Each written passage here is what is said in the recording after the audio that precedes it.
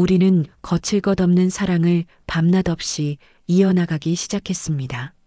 대담한 우리의 사랑을 지켜봐 주세요.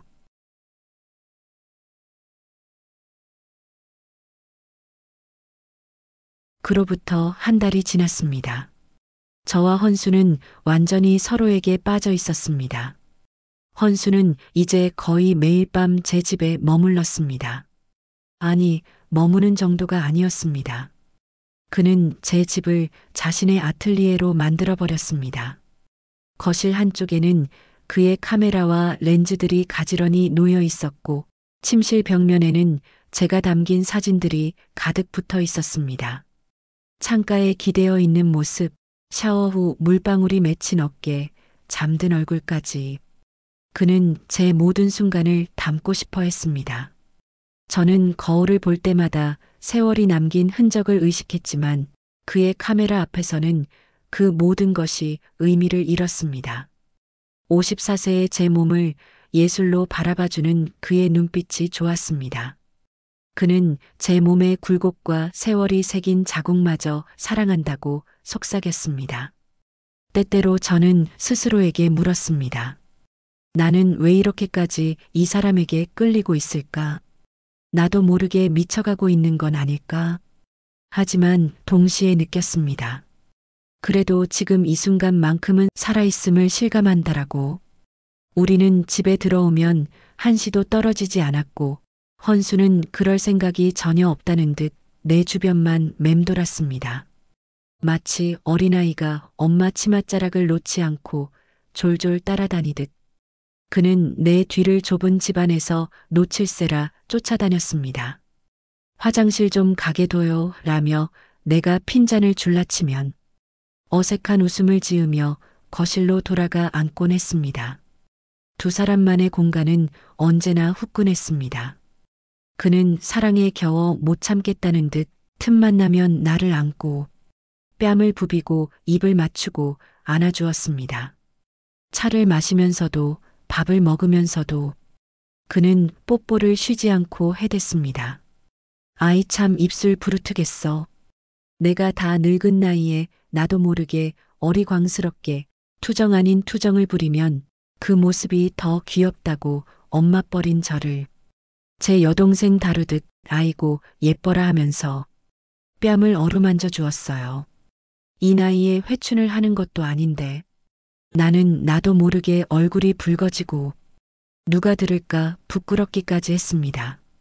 참 그만 그렇게 살갑고 대담한 것은 아니었습니다.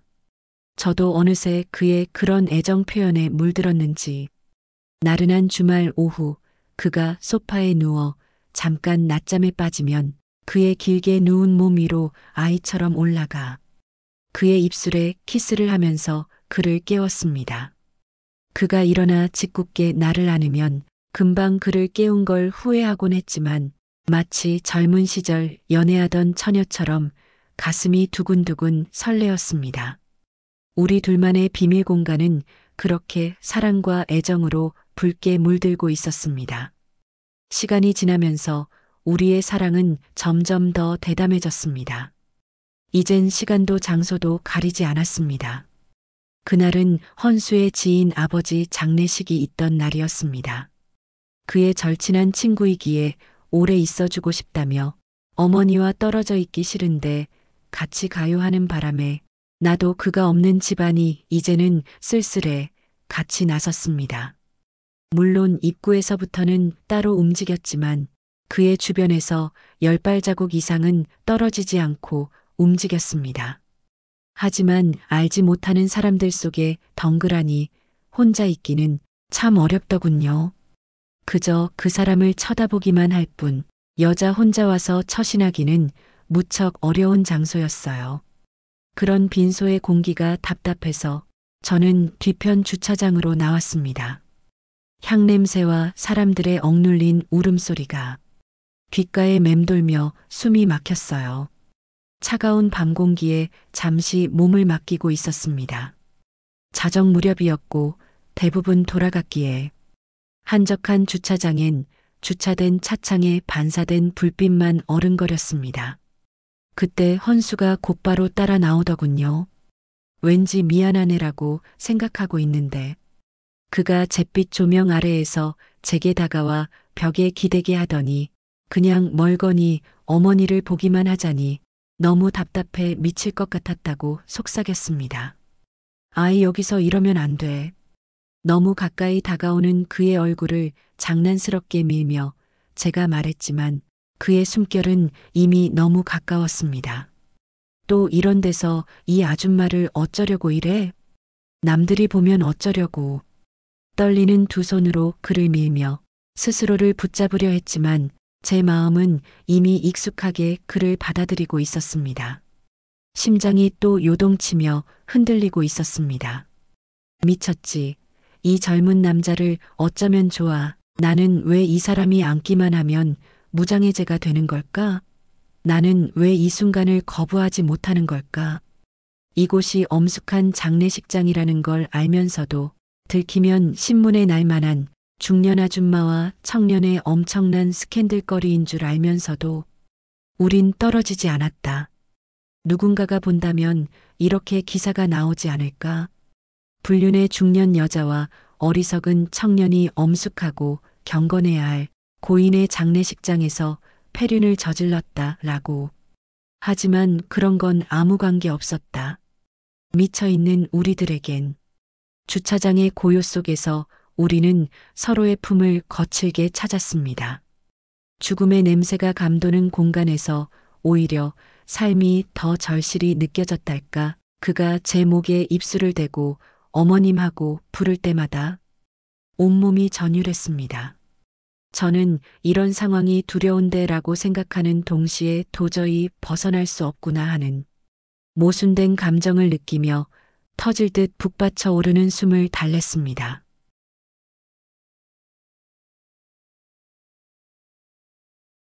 자주 있는 일이지만 저는 그날 친구 미경과 북카페에서 차를 마시고 있었습니다.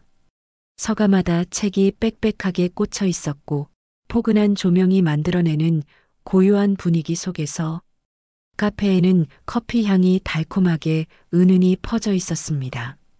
나름 신경을 썼고 거금을 인테리어 비용으로 들인 보람이 있어 카페는 성업 중이었습니다. 차를 마시며 미경은 요즘 왜 그렇게 예뻐졌냐고 묻고는 알 수 없는 의미심장한 웃음을 지었습니다. 제 얼굴은 순간 화끈거렸습니다. 어머, 너 왜 그렇게 얼굴이 빨개져? 뭐, 정말 연애라도 해? 애인이라도 생겼어? 아들을 잃은 내 처지를 아는 속 깊은 친구라 농담을 안 하는데 오늘은 예전처럼 묘하게 웃으며 미소를 지었습니다. 이런 그녀를 내가 뭐라고 하기에는 스스로가 뻔뻔하기에 얘는 무슨 하며 나는 말끝을 흐렸습니다. 미경이는 웃으며 말했습니다. 그래, 연애라도 해. 그래야 잊고 앞으로 잘 살아내지. 너처럼 예쁘고 싱싱한 아줌마가 어디 있어. 아직도 40 정도로밖에는 안 보이고 이 은은한 살결 좀 봐. 난 네 이 하얗고 고운 살결이 제일 부러워. 남자들이 얼마나 만지고 싶겠니? 만지면 아마 까무러칠 거야. 질질 흘릴걸? 하며 짓궂게 농담을 하는데 왠지 싫지 않았습니다. 그때 카페 문이 열리고 헌수가 들어왔습니다. 내가 일어서서 옆자리를 가리키며 잠깐 앉아 있어요. 라고 하자. 미경은 호기심 어린 눈빛으로 그를 바라보다가 갑자기 일어나 급한 일이 생겼다며 자리를 떴습니다. 나가면서 미경이는 살짝 내게 익살맞게 윙크를 보냈습니다. 카페는 오후라 한산했습니다. 헌수는 제 옆에 앉아서는 이내 테이블 밑으로 손을 뻗어 제 다리를 살짝 건드렸습니다. 미쳤어? 누가 보면 어쩌려고. 저는 그렇게 말했지만 커피잔을 잡은 제 손은 알 수 없는 짜릿함으로 미세하게 떨리고 있었습니다. 책장들이 좌석을 가려 은밀한 공간이 되었고 그의 눈빛은 점점 더 깊어졌습니다. 아, 그의 눈을 보고 저는 금방 위험 수위임을 눈치챘습니다. 저는 속으로 다급히 외쳤습니다. 지금 여기서는 이러면 안 돼. 그런데 왜 이렇게 가슴이 두근거리는 걸까요? 작은 실랑이 끝에 결국 그의 손에 이끌려 저만 따로 사용하는 레스트룸으로 향했습니다. 좁은 공간, 차가운 대리석 벽에서 그는 저를 강하게 끌어안았습니다. 안 돼, 진짜 여기서 이러면 안 되잖아, 라며 그를 진정시키려 속삭였지만 그 속삭임이 오히려 그를 더욱 자극했나 봅니다. 그는 너무 급하다고 참을 수가 없다고 말하며 저를 힘껏 자신의 품에 안았습니다. 제가 안 된다며 계속 속삭였지만 그의 숨결은 제 심장을 더욱 세차게 두드렸습니다. 대낮에 내 북카페라는 것, 그 배덕감이 오히려 제 온몸을 떨리게 했습니다. 힘이 스르르 빠지고 마치 아이스크림처럼 온몸이 녹아내리고 있었습니다.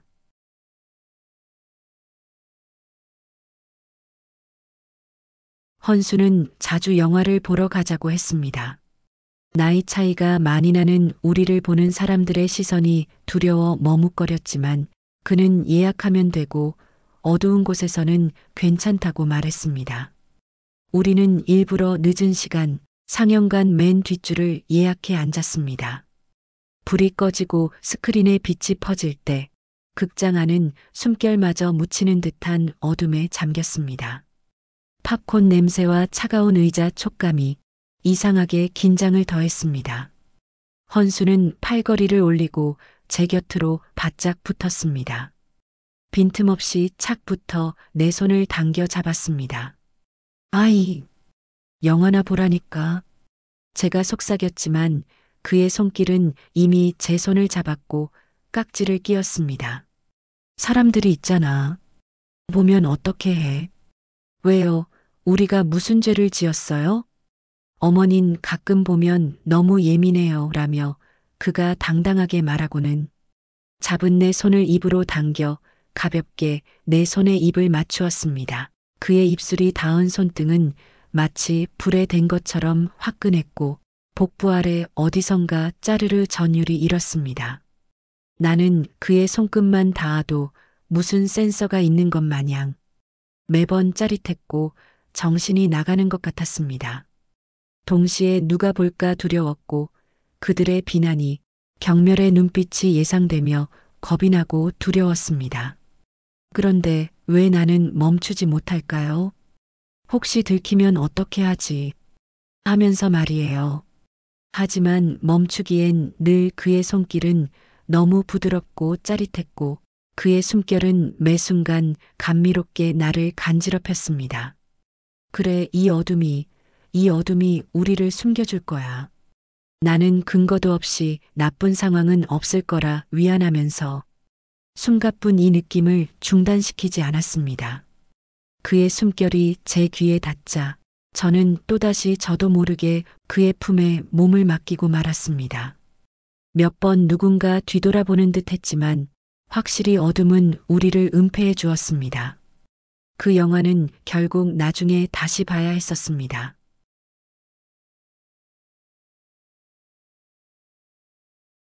한강변 주차장, 차창 밖으로 야경이 흘러가고 있었습니다. 다리 위를 지나는 차량 불빛이 물결에 반짝이며 비쳤습니다. 헌수는 불빛들이 예쁘다고 했지만 그의 시선은 제 옆모습에 머물러 있었습니다. 그가 졸라 드라이브를 나왔고 차를 세우고 강변에서 고즈넉이 흘러가는 강물을 바라보며 차 안에서 밤 한강의 운치를 즐기고 있었습니다. 아니, 즐겼다기보다 그냥 말없이 강물만 쳐다보고 있었습니다. 이 사람이 그저 이렇게 물만 보자고 나올 사람이 아니었기에 묘한 설레임과 두근거림이 있었습니다. 엄마뻘이라는 내 열등감에 난 그에게 늘 적극적이지 못합니다.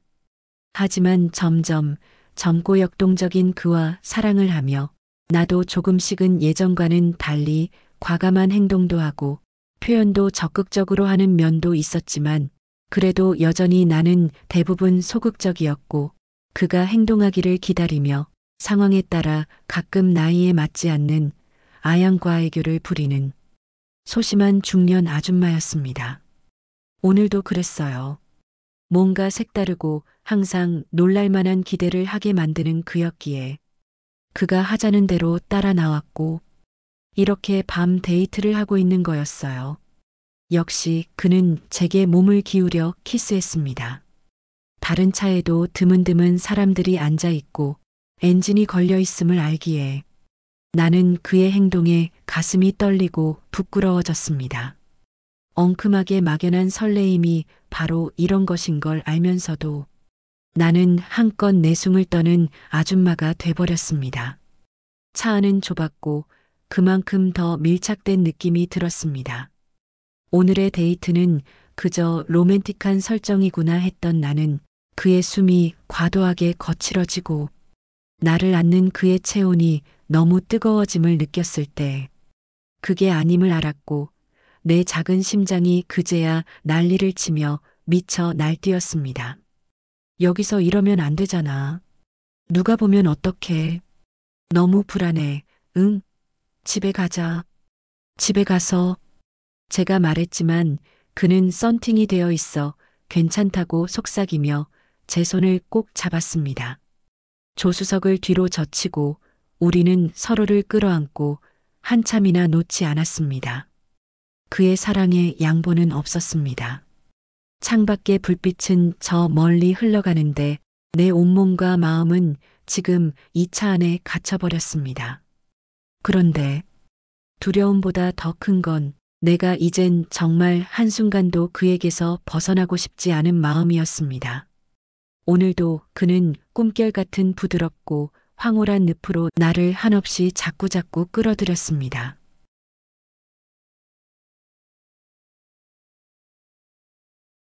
이제 집에서는 저는 거의 늘 가볍게 야하다 싶은 옷차림으로 지냈습니다. 젊고 뜨거운 헌수는 내게 강한 어조로 옷을 굳이 차려입을 필요가 없다고 했습니다. 부끄러웠지만 늘 감탄스럽게 저를 쳐다보는 그의 시선이 저를 당당하게 만들었습니다.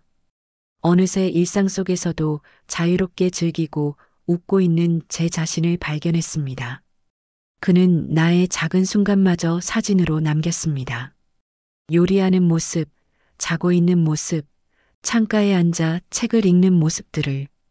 혹시 누군가 이 사진들을 본다면 나는 어떻게 될까? 하지만 그는 말했습니다. 오직 자신만 본다고. 그 말 속에서 알 수 없는 소유욕과 동시에 이상한 안도감을 느꼈습니다. 어느 날 설거지를 하고 있는데 헌수가 뒤에서 저를 안았습니다. 지금은 안 돼. 그릇 떨어진다니까. 제가 말했지만 그는 웃으며 어머니는 계속하셔도 돼요라고 속삭였습니다. 그의 손길은 제 허리를 감싸 안았고 저는 그 떨림에 그릇을 하마터면 놓칠 뻔했습니다. 결국 그날도 그는 그의 욕심대로 자연스럽게 또 새로운 세계로 나를 끌어들였고 저는 그 신선함에 상쾌함에 행복한 사랑의 하루를 또 보냈고 주방에서의 특별한 사랑 경험을 쌓은 매혹적인 중년 여인이 됐습니다.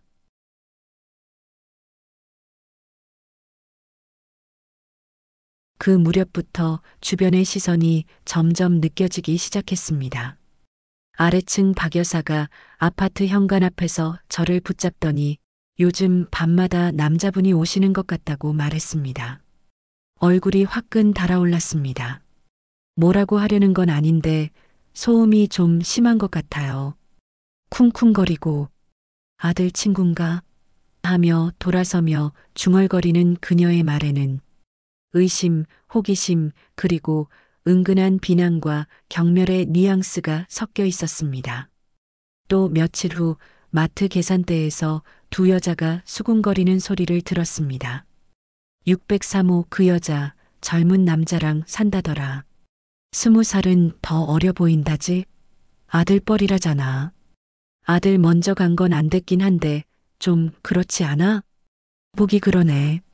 라는 말들이 들려왔습니다. 그들은 심지어 이젠 제 아들까지 언급한 것이었습니다. 가슴이 찢어지는 것 같았습니다. 나는 왜 이런 선택을 했을까? 하지만 동시에 나는 도대체 자기들하고 무슨 상관이야. 자기들이 내 삶에 웬 오지랖을 부려 하며 화가 났습니다. 지금 내 손에 가득한 행복을 빼앗길까 두려웠습니다. 한편으론 부끄럽게 느끼면서도 한편으로 불안했고 분노했습니다. 양심의 목소리와 욕망의 목소리가 뒤엉켜 마음을 갈라놓았습니다. 집에 돌아와 불안감과 수치심으로 무너져 앉자 헌수가 달려와 무슨 일이냐고 물었습니다. 저는 마트에서 들은 말을 전했습니다. 그의 얼굴은 점점 굳어졌습니다. 웃기는 소리예요. 우리가 왜 그 사람들 얘기에 신경을 써요? 참 할 일 없는 사람들이네. 우린 그냥 사랑해서 우리만의 사랑을 하고 있는 거잖아. 어머님 흘려버려요. 내가 제비도 아니고 어머니도 바람난 여자가 아니잖아요. 우린 당당히 우리의 사랑을 하고 있는 거예요. 어머니도 나도 우리의 사랑을 폄하하지 말자고요. 그의 목소리는 설득력이 있었고 분노로 떨렸습니다. 그게 아니고 사람들은 그렇게 본다니까. 난 우리가 손가락질 당하는 게 싫어. 제가 말하자 그는 조금 거칠게 제 말을 막았습니다. 그런 말 하지 마. 어머니 절대 그렇게 생각하지 마요. 손가락질을 하다니 우리가 무슨 죄를 졌어요? 사랑을 하면 안 되는 사이예요? 어머니가 나보다 24살 많다는 게 뭐요? 왜요? 나가면 저보고 누나 아니냐고 할 정도로 어머닌 젊어요. 어머닌 젊고 아름다워요. 내 눈에는 너무 젊고 아름다운 처녀로 보인단 말이에요. 갖고 싶고 매일 안고 싶은 사랑스런 여자란 말이에요. 친구 어머니랑 결혼도 하는 세상에 나 참. 어머니, 아니 자기야, 지원아, 넌 내 여자야. 알지? 잊지 마, 넌 내 여자야, 알았지? 그가 비명처럼 흥분에 쏟아내는 말 중에 지원아란 그 말이 어쩌면 너무나도 그렇게 날 흥분시키는지 몰라요. 정말 그의 말대로 젊은 처녀 같은 두근거림이 내게 일었고 그가 너무나도 사랑스럽게 보였어요. 그날 밤 우리의 사랑은 평소보다 훨씬 격렬했습니다. 그는 때로 지원아라고 불렀다가도 사랑이 깊어질수록 다시 어머니라고 불렀습니다. 그 모순된 호칭은 나를 혼란스럽게 만들었지만 동시에 더 깊은 금기를 건드리고 더 깊은 떨림을 주었습니다. 나는 불같은 사랑이 끝난 후 잠자리에 들 때 그에게 애교스럽게 안기며 나답지 않게 속삭였습니다. 다음부터는 나 안아줄 때 오늘처럼 이름 불러줘. 알았지? 그는 너무도 환하게 웃으며 사랑해요. 어머니, 당연하죠 하며 나를 그의 품에 꼭 안고 내 머리를 사랑스럽게 쓰다듬으며 속삭였습니다. 그러면서 내 귓가에 사랑의 지원아라고 속삭여 주었습니다.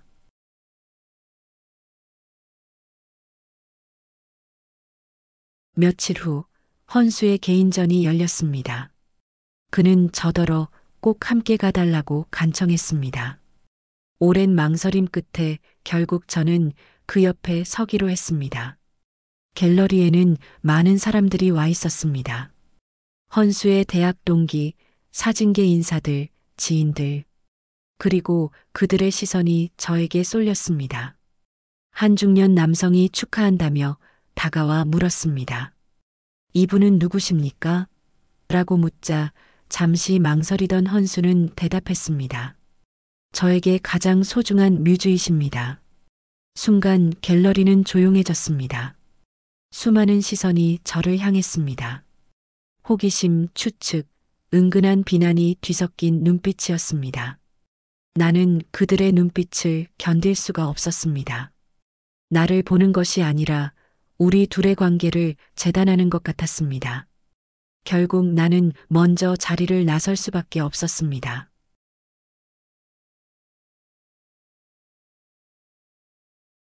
그날 밤 저는 침실에서 울고 있었습니다. 헌수가 다가와 어머니하고 부르며 제 어깨를 감쌌습니다. 어머니 없이는 못 살아요. 정말 못 살아요. 세상이 뭐라 해도 상관없어요. 당신만 있으면 돼. 그의 목소리는 떨리고 있었습니다. 저는 더는 참을 수 없었습니다. 그 진심을 거부할 수 없었습니다. 우리는 서로를 붙잡고 세상 모든 시선에 저항하듯 서로를 끌어안았습니다. 그날 밤 우리의 사랑은 절망적일 만큼 격렬했습니다. 마치 세상과 맞서는 광기 속에서만 살아있음을 느끼듯이 나는 스스로에게 물었습니다. 이 길 끝에 무엇이 기다리고 있을까? 하지만 대답은 필요 없었어요. 지금 이 순간 우리는 살아 있었으니까. 며칠 후 저는 집 앞에서 아들 민준이 친구의 어머니를 만났습니다. 그녀는 제게 요즘 달라 보인다며 웃었지만 이미 모든 걸 알고 있다는 눈빛이었습니다. 게다가 그녀는 헌수가 사는 동네에서 함께 있는 모습을 봤다고 했습니다. 그 순간 더 이상 숨길 수 없다는 걸 깨달았습니다. 그날 밤 헌수에게 이 사실을 전했습니다. 그의 얼굴은 굳어졌습니다. 이제는 더 이상 비밀로 지킬 수 없다는 걸 우리 둘 다 알고 있었습니다. 그러나 그럼에도 우리는 서로를 놓을 수 없었습니다. 이미 너무 깊이 빠져버렸으니까요. 하지만 마음속에는 알 수 없는 불안이 피어오르고 있었습니다.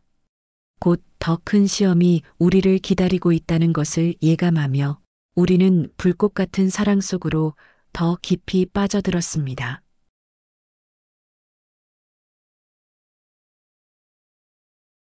시청해주셔서 감사합니다. 구독과 좋아요 부탁드립니다. 다음 회에 계속됩니다.